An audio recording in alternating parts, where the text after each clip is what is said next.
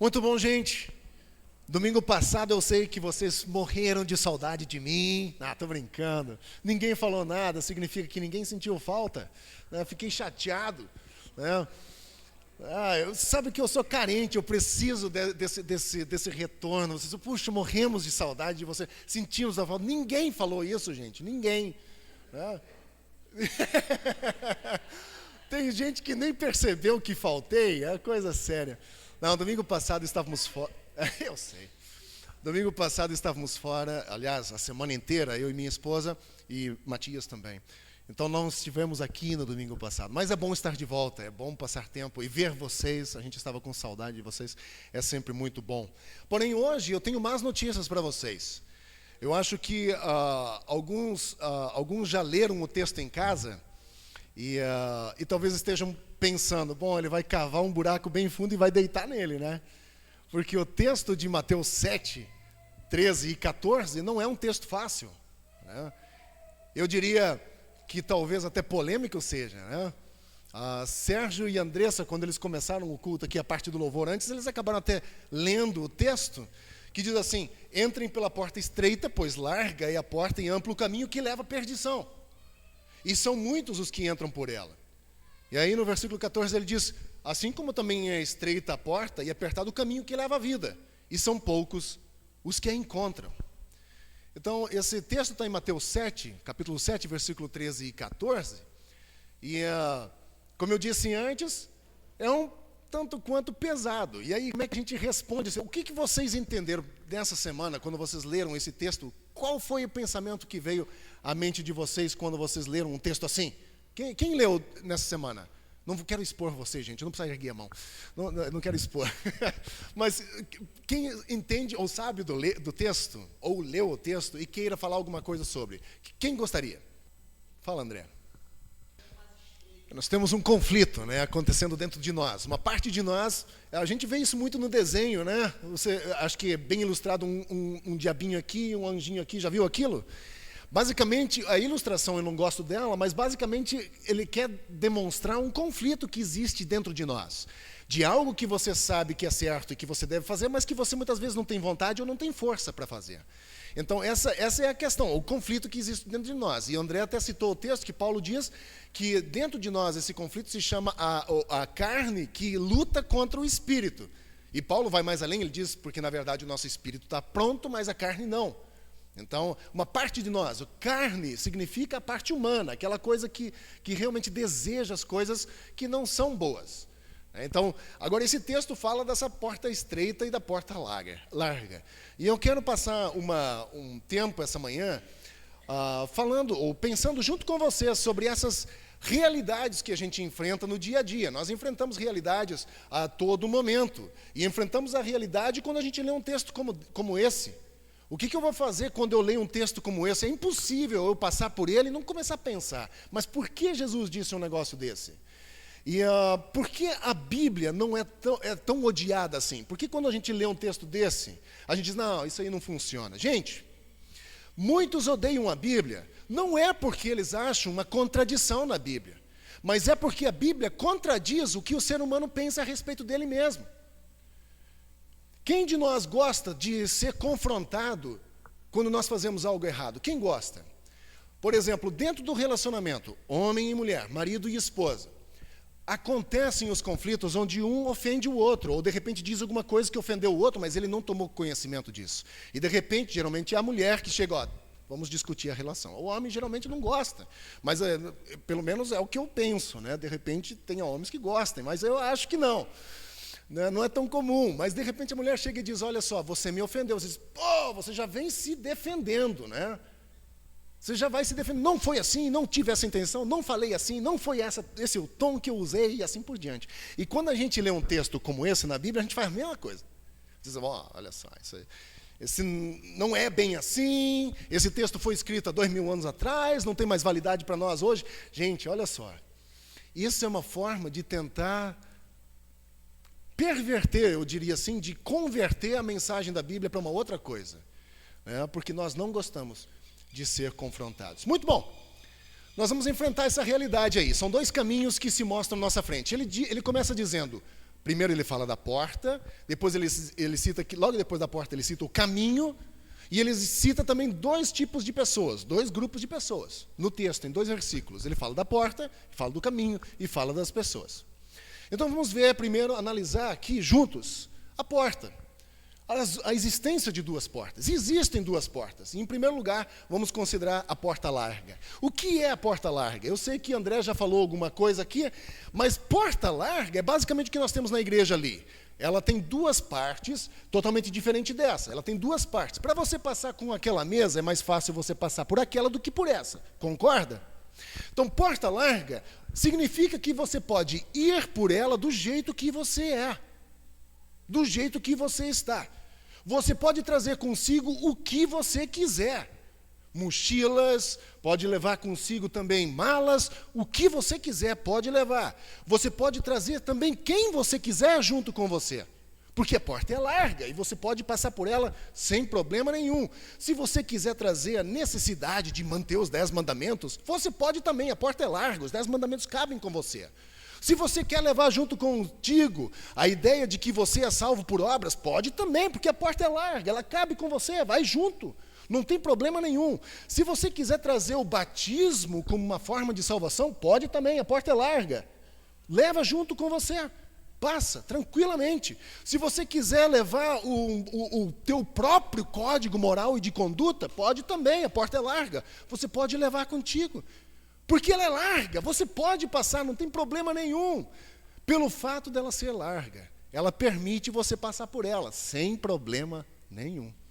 Tudo que você quiser levar, a porta larga permite que você leve. Tudo. Tudo. E a sua religiosidade? Pode levar também? Pode. A porta é larga.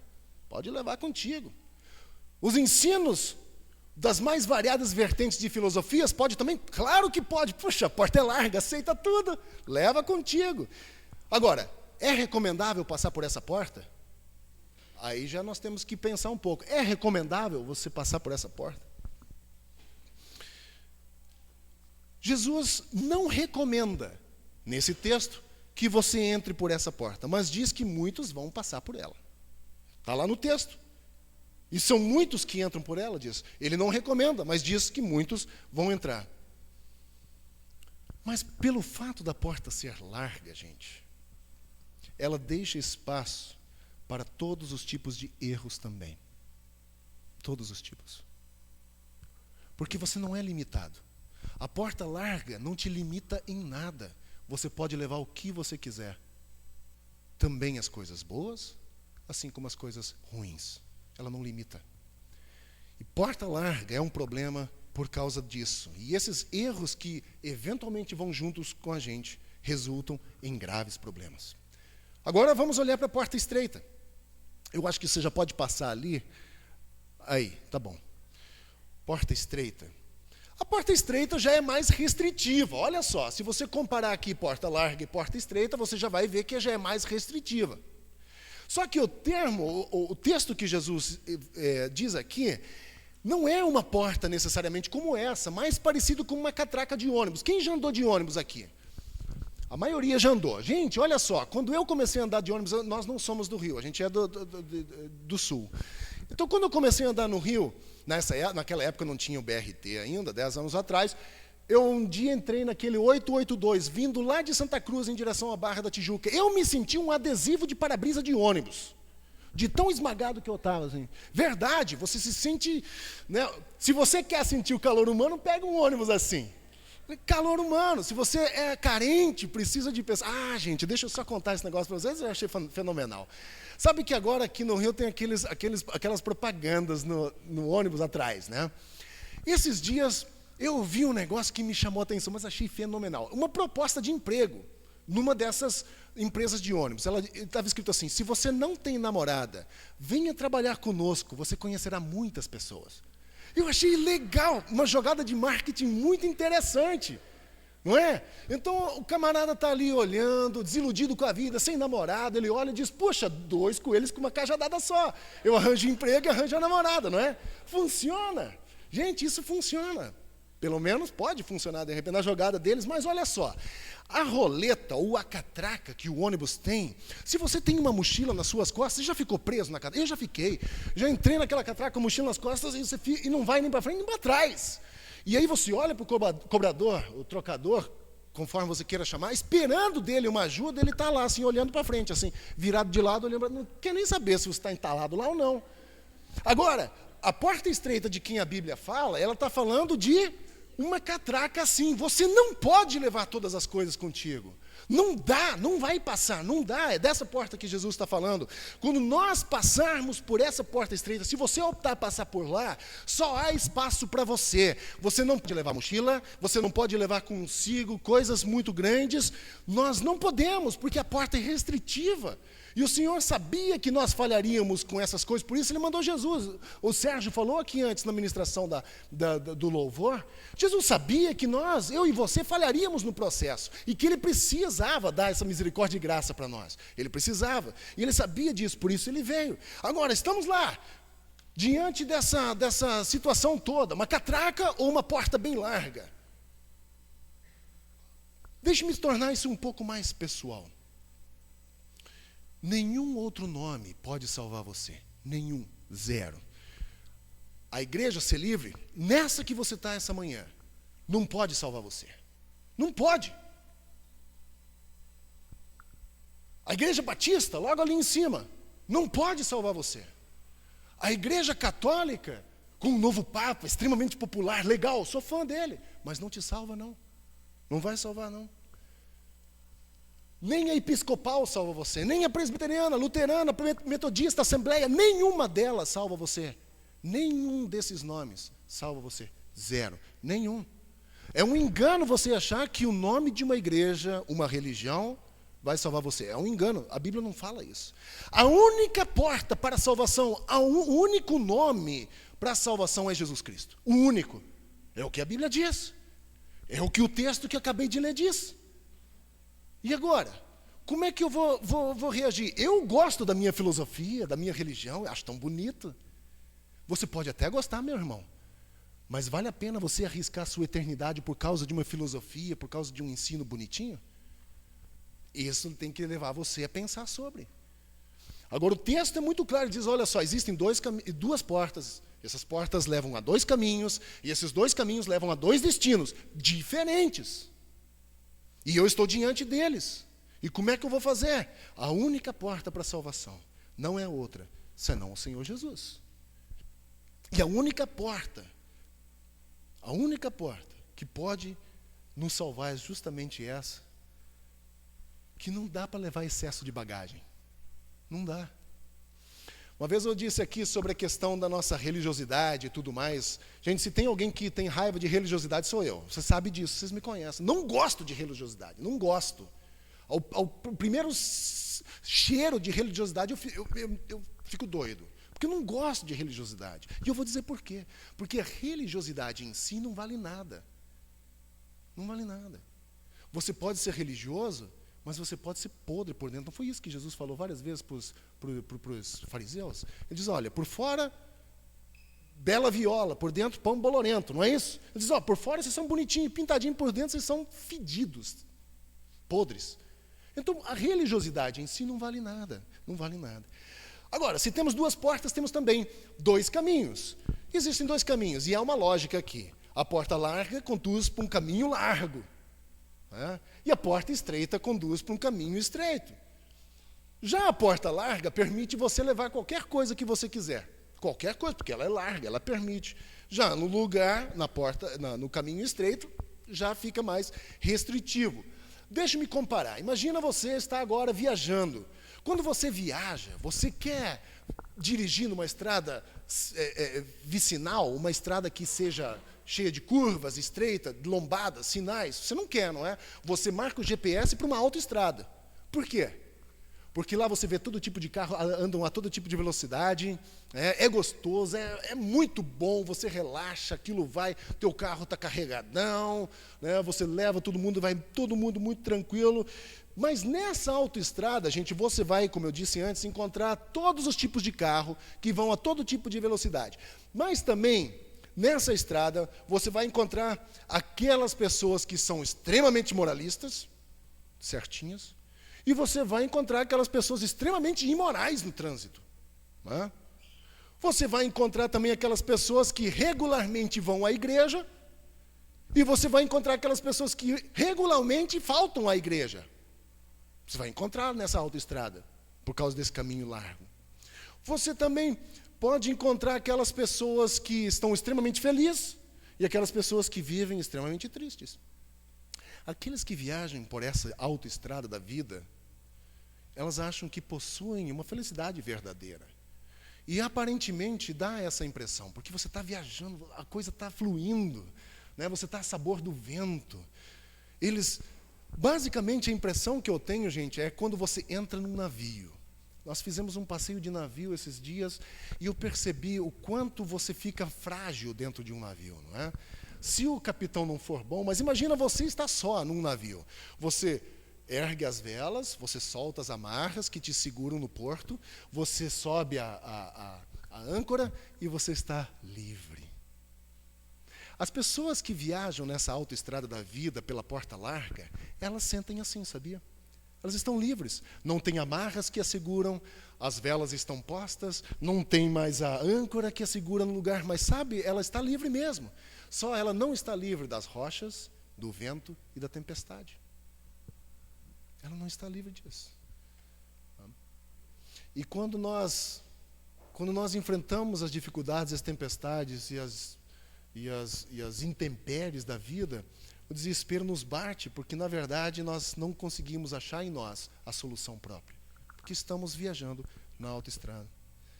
Agora, a porta estreita, ela parece muito restritiva, não é? O caminho é duro. Estreito significa limitação, não é? Você já procurou vestir uma camisa pequena, um número abaixo do seu? Já procurou fazer isso? No começo pode até parecer bonitinho, aí depois começa a incomodar, né? Porque está te incomodando, porque limita os teus movimentos, limita uma série de coisas, e o caminho estreito implica em lutas e dificuldades.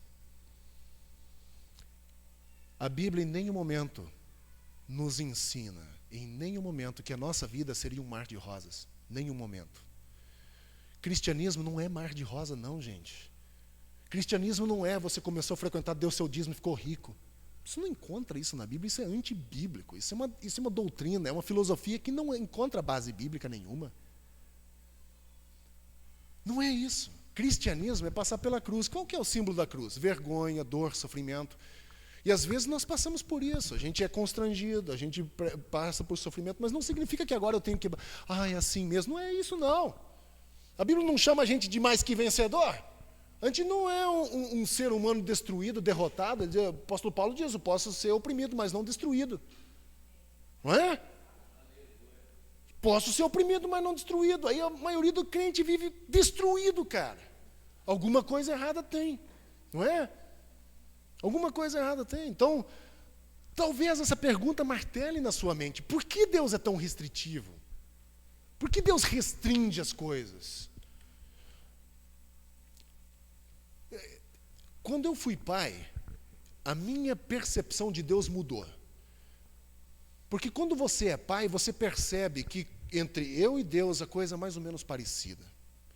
Você já foi com seu filho no supermercado, quando ele é pequenininho assim? E ele está dentro do carrinho e ele diz, pai, eu queria aquele cereal.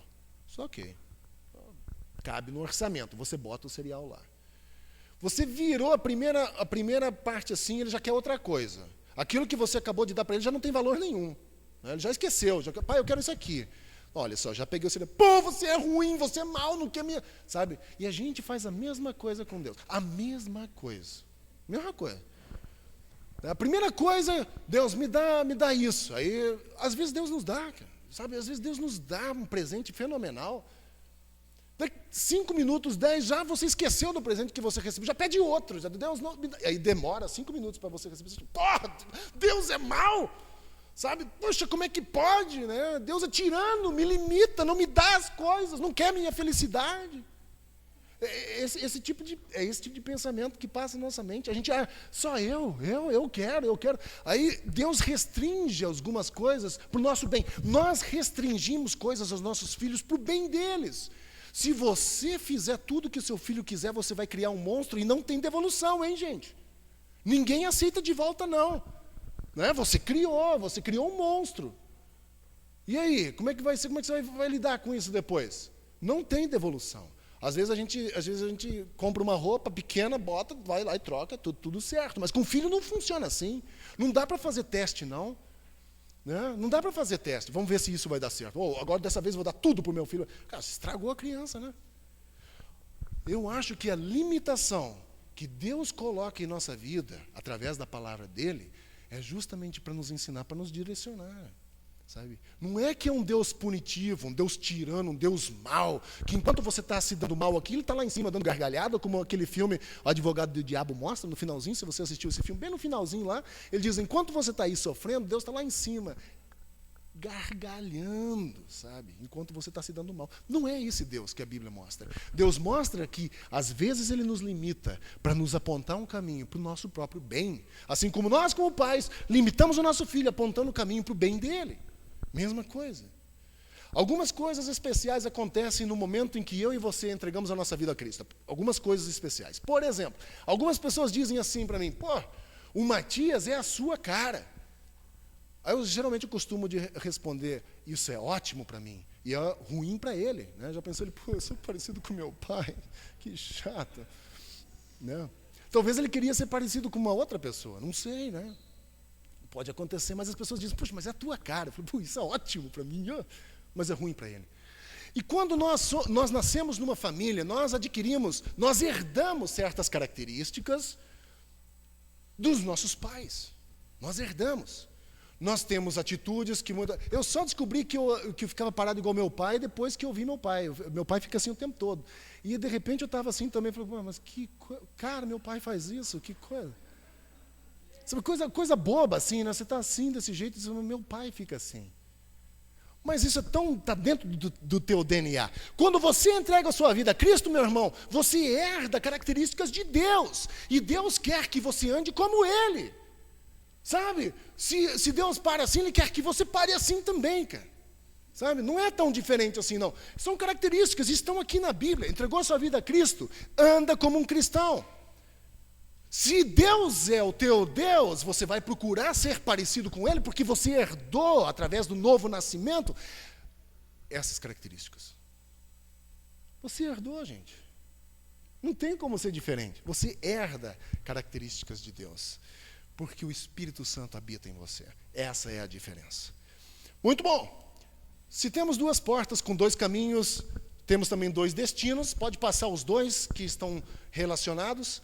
Existem dois destinos, que cada caminho leva para um deles, e você lê lá no texto que está escrito que um leva para a salvação, outro para a perdição. São os dois destinos de cada caminho. Né? E depois existem esses dois grupos. Há muitas pessoas que seguem o seu próprio caminho. Seguem o seu próprio caminho, porque eles gostam da sua própria maneira de viver. Eu tive um professor na faculdade que dizia assim, existem aquelas pessoas que dizem assim, Deus, seja feita a tua vontade. E existem aquelas pessoas que no final Deus vai dizer, ok, seja feita a tua vontade. Aquela pessoa que Deus vai dizer, seja feita a tua vontade, é aquela que decidiu viver pelos seus próprios caminhos. Sabe? De novo, não é um Deus punitivo. Deus tem o melhor para nós. Deus tem o melhor planejado para nós. A gente ouve isso assim, assim, assim, mas sabe o que a gente quer? Que esse melhor venha sem um esforço nenhum para nós. Existe um trabalho de dois lados. Deus decidiu fazer assim. Deus oferece e nós decidimos. Né? Nós decidimos aceitar ou não. Ninguém é obrigado. Deus não obriga ninguém.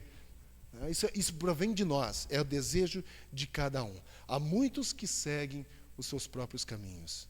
E depois, no caminho estreito, há poucos.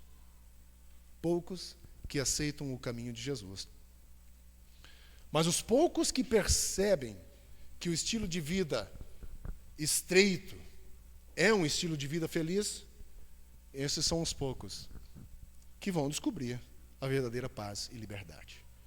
É o que a Bíblia ensina. Isso aqui, gente, o que você ouviu essa manhã não é algo que eu penso a respeito do texto. Isso que você viu essa manhã é o que o texto diz. Se você quer ir na sua casa, eu até encorajo você a fazer isso. Abra sua Bíblia e leia Mateus 7, capítulo 7, versículo 13 e 14. Leia isso. Está lá, exatamente assim. Ele diz, muitos entram por esse caminho.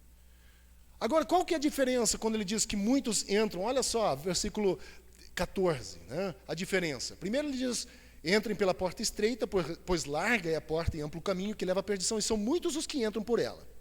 Muitos que entram. Versículo 14, como é estreita a porta e apertado o caminho que leva à vida, e são poucos os que a encontram. Você percebeu que existe uma diferença aqui? Quando ele fala da larga, ele diz que muitos entram por ela. Já a porta estreita, ele diz que poucos a encontram. O que isso implica? Implica que para você entrar, para você encontrar alguma coisa, você precisa procurar, não é? Responsabilidade nossa. Eu e você precisamos procurar. Lembra, algumas semanas atrás, eu falei quem bater, a porta será aberta. Quem procura, encontra. Quem pede, recebe. Não foi o que eu disse aqui algumas semanas atrás sobre esse texto? Pois aquele que procurar essa porta, encontrará. Sabe? Mas depende de você. Não é de um pastor, não é do nome de uma religião, não é de uma igreja. Depende de você. É você e Deus. Sabe? Você tem que ler isso, você tem que entender isso. Só isso, não precisa ouvir um padre, um pastor, um rabino, sei lá o que mais falar o tempo todo. Se falar resolvesse, os nossos filhos seriam os melhores, não é? Seriam perfeitos. Né? Mas falar não resolve, é preciso praticar, é aplicar, é seguir conselhos, é seguir exemplos. Palavras podem transformar alguns, mas exemplos arrastam multidões. Se você viver uma vida diferente, uma vida que é segundo isso que a gente acabou de ler, todas essas 19 semanas estamos estudando o Sermão do Monte, 19. Se você olhar para esses princípios que estão nesse Sermão do Monte, 19 semanas, nossa vida vai transforma completamente. Que Deus nos ajude. Que Deus nos abençoe nesse processo de caminhada cristã. Eu vou dizer para você, não é fácil, não. E eu não estou dizendo aqui como de alguém que já chegou lá. Eu estou no caminho junto com vocês. Estamos no mesmo barco. Estamos juntos. Se você tem as suas tentações, eu tenho as minhas. Se você tem as suas dificuldades, eu tenho as minhas. Se você tem teus conflitos, eu tenho as minhas. Se você luta com incredulidade, eu luto também. Somos iguais. Estamos no mesmo barco, indo para a mesma direção, né? Quer vir comigo? Vamos juntos. Vamos juntos. É melhor sermos mais, apoiando um ao outro, a gente chega lá, não é? Mas pensem um pouco, são 2 versículos só. Eu escrevi no e-mail essa semana, são 2 versículos. É extremamente simples e fácil até de decorar. Mas o decorar não é suficiente, precisa ser aplicado. Que Deus nos ajude.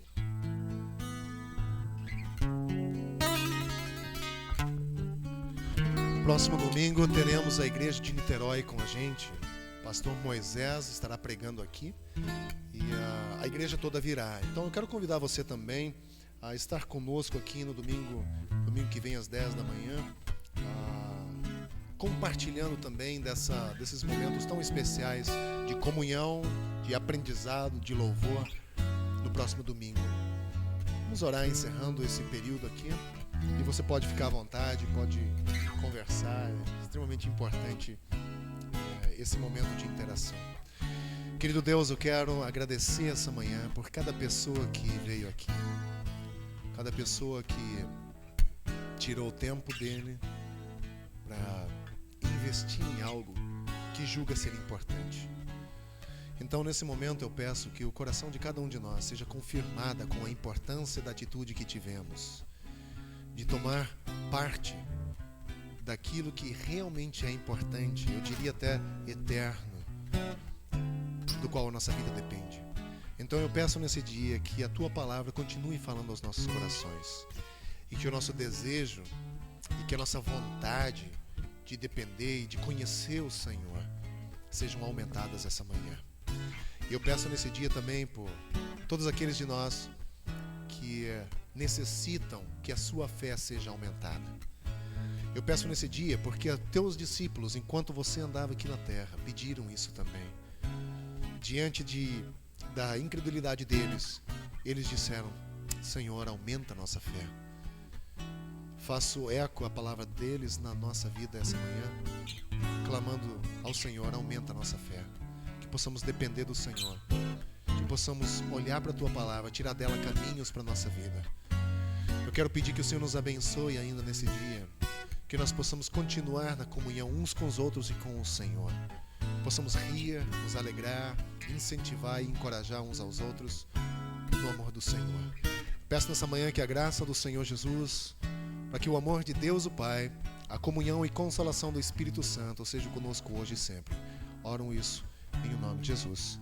Amém. Deus abençoe você, tenha um ótimo domingo e vamos lá, né? Vamos bater papo.